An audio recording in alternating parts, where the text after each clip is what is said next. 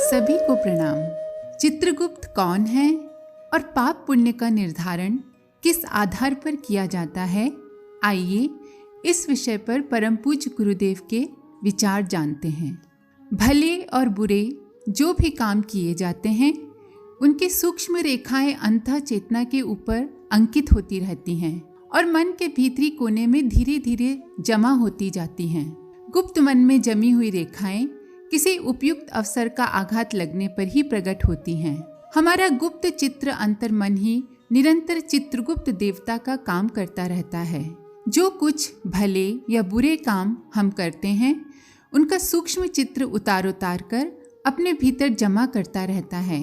पाप पुण्य का घटनाक्रम तो विस्मृत हो जाता है, पर उसका सूक्ष्म चित्र एक पतली रेखा के रूप में खिंच जाता है और वह रेखा गुप्त मन के किसी परमाणु पर अदृश्य रूप से जमकर बैठ जाती है। शॉर्ट हैंड लिखने वाले बड़ी बात को थोड़ी सी उल्टी सीधी लकीरों के इशारे पर जरा सा कागज पर लिख देते हैं। कर्म रेखा को भी ऐसे ही देवीय शॉर्ट हैंड समझा जा सकता है। मन के दो भाग हैं, एक बहिर्मन, दूसरा अंतर्मन। बाहरी मन तो तर्क वितर्क करता है, सोचता है, काट छाट करता है, निर्णय करता है और अपने इरादों को बदलता रहता है। पर अंतर्मन भोले भाले किंतु दृढ़ निश्चयी बालक के समान है। वह काट छाट नहीं करता, वरन श्रद्धा और विश्वास के आधार पर काम करता है।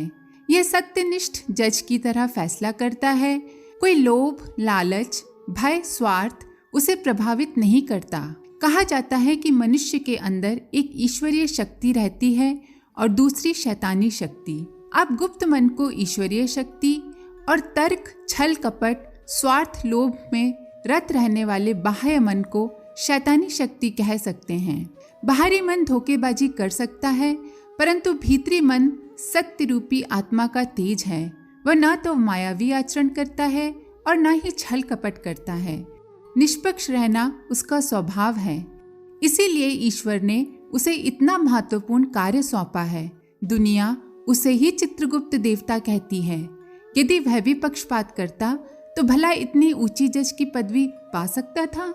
हमारा गुप्त मन खुफिया जासूस की तरह हर घड़ी साथ साथ रहता है और जो भी भले बुरे काम किए जाते हैं उसको अपनी खुफिया डायरी में दर्ज करता रहता है।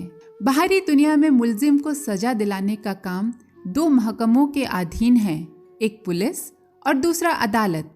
पुलिस तो मुलजिम को पकड़ ले जाती है और उसके कामों का सबूत एकत्रित करके अदालत के सामने पेश करती है। फिर अदालत का महकमा अपना काम करता है। जज महाशय अपराध और अपराधी की स्थिति के बारे में बहुत दृष्टियों से विचार करते हैं और तब जैसा उचित होता है वैसा फैसला करते हैं। एक ही जुर्म में आए हुए अपराधियों को अलग अलग तरह की सजा देते हैं। जैसे कि अगर 3 खूनी पकड़कर लाए गए, इनमें से एक को बिल्कुल बरी कर दिया गया, दूसरे को 5 साल की सजा मिली और तीसरे को फांसी। हत्या तीनों ने ही की थी, पर सजा देते वक्त मजिस्ट्रेट ने बहुत बातों पर विचार किया। जिसे बरी कर दिया गया था वो मकान बनाने वाला मजदूर था। छत पर काम करते वक्त पत्थर का टुकड़ा उसके हाथ से अचानक छूट गया और नीचे सड़क पर चलते एक मुसाफिर के सिर में लगा। सिर फट गया और मुसाफिर की मृत्यु हो गई। जज ने देखा कि हत्या तो हुई किंतु मजदूर निर्दोष है। उसने जानबूझकर बुरे इरादे से पत्थर नहीं फेंका था, इसलिए उसे बरी कर दिया गया। दूसरा मुलजिम एक किसान था। खेत काटते हुए चोर को ऐसी लाठी मारी कि चोर मर गया। मजिस्ट्रेट ने सोचा चोरी होते देखकर गुस्सा आना स्वाभाविक है, पर किसान की इतनी गलती है कि मामूली अपराध पर इतना नहीं मारना था, इसलिए उसे 5 साल की सजा मिली। तीसरा मुलजिम एक मशहूर डाकू था। एक धनी पुरुष के घर में रात को घुस गया और उसका कत्ल करके धन माल चुरा लाया। इसका अपराध जघन्य था, इसलिए फांसी की सजा दी गई। तीनों ही अपराधियों ने खून किया था। जुर्म का बाहरी रूप एक जैसा था, पर मजिस्ट्रेट सूक्ष्मदर्शी होता है। वह भारी बातों को देखकर सजा नहीं देता, वरन भीतरी बारीकियों पर भली प्रकार विचार करके तब कुछ फैसला करता है। भीतरी दुनिया में गुप्त चित्र या चित्रगुप्त पुलिस और अदालत दोनों महकमों का काम स्वयं करता है। यदि पुलिस झूठा सबूत दे दे तो अदालत का फैसला भी अनुचित हो सकता है, परंतु भीतरी दुनिया में ऐसी गड़बड़ी की संभावना नहीं है। अंतःकरण सब कुछ जानता है कि ये कर्म किस विचार से, किस इच्छा से, किस परिस्थिति में क्यों किया गया था। वहाँ बाहरी मन को सफाई या बयान देने की जरूरत नहीं पड़ती, क्योंकि गुप्त मन उस बात के संबंध में स्वयं ही पूरी जानकारी रखता है। हम जिस इच्छा से, जिस भावना से जो काम करते हैं, उस इच्छा या भावना से ही पाप पुण्य का नाप होता है। भौतिक वस्तुओं की नाप तौल बाहरी दुनिया में होती है। एक गरीब आदमी 2 पैसे दान करता है और एक धनी आदमी 10,000 रुपये दान करता है। बाहरी दुनिया तो पुण्य की तौल रुपए पैसे की गिनती के अनुसार करेगी। 2 पैसे दान करने वाले की ओर कोई आंख उठाकर भी नहीं देखेगा, पर 10,000 रुपये देने वाले की प्रशंसा चारों ओर फैल जाएगी। पर भीतरी दुनिया में ये नापतोल नहीं चलती। वहाँ तो इच्छा और भावना की नापतोल है। दान करने के पीछे क्या भावना थी और किन परिस्थितियों में दान किया गया, उसी के मुताबिक पाप पुण्य का जमा खर्च किया जाता है। भगवान कृष्ण ने अर्जुन को उकसाकर लाखों आदमियों को महाभारत के युद्ध में मरवा डाला। लाश से भूमि पट गई, खून की नदियां बह गई, फिर भी अर्जुन को कुछ पाप न लगा, क्योंकि अर्जुन का उद्देश्य पवित्र था। वह पाप को नष्ट करके धर्म की स्थापना करना चाहता था। बस वही इच्छा खुफिया रजिस्टर में दर्ज हो गई। आदमियों के मारे जाने की संख्या का कोई हिसाब नहीं लिखा गया। दुनिया में करोड़पति की बड़ी प्रतिष्ठा है, पर यदि उसका दिल छोटा है तो चित्रगुप्त के दरबार में वो भिखमंगा शुमार किया जाएगा, और दुनिया का भिखमंगा यदि दिल का धनी है तो उसे 1000 बादशाहों का बादशाह गिना जाएगा। इस प्रकार मनुष्य जो भी काम कर रहा है वह किस नियत से कर रहा है, वह नियत भलाई या बुराई जिस दर्जे में जाती होगी उसी में दर्ज कर दी जाएगी। सद्भाव से फांसी लगाने वाला एक जल्लाद भी पुण्य आत्मा गिना जा सकता है, और एक तिलकधारी पंडित गुप्त रूप से दुराचार करने पर पापी माना जा सकता है। बाहरी आडंबर का कुछ मूल्य नहीं है, कीमत भीतरी चीज की है। बाहर से कोई काम भला या बुरा दिखाई दे तो उससे कुछ बनता बिगड़ता नहीं। असली तत्व तो उस इच्छा और भावना में है जिससे प्रेरित होकर वह काम किया गया है। पाप पुण्य का निर्णय काम के बाहरी रूप से नहीं, वरन कर्ता की इच्छा और भावना के अनुरूप होता है। ये इच्छा जितनी तीव्र होगी उतना ही पाप पुण्य भी अधिक एवं बलवान होगा। जैसे एक व्यक्ति उदास मन से किसी रोगी की सेवा करता है और दूसरा व्यक्ति दूसरे रोगी की सेवा अत्यंत दया, सहानुभूति, उदारता एवं प्रेम पूर्वक करता है, तो बाहर से देखने में तो दोनों ही काम एक जैसे हैं, पर उस पुण्य का परिणाम भावना की उदासीनता एवं प्रेम की तत्परता के अनुसार मापा जाएगा।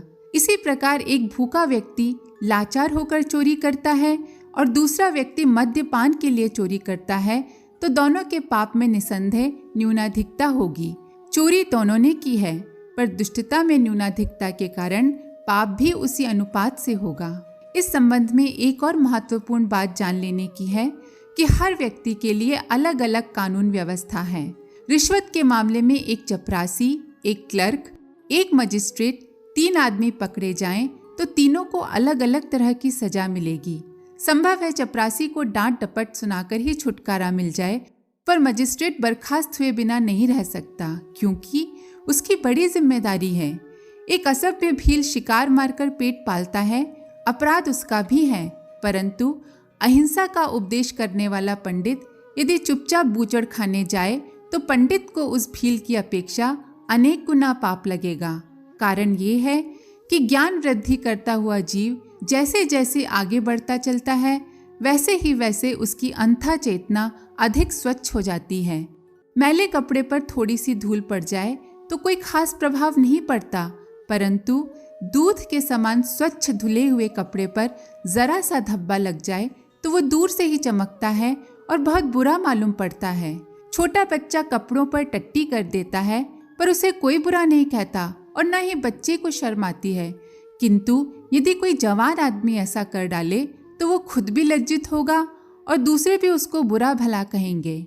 बच्चे और बड़े ने आचरण एक सा किया, पर उनके मानसिक विकास में अंतर होने के कारण बुराई की गिनती कम ज्यादा की गई।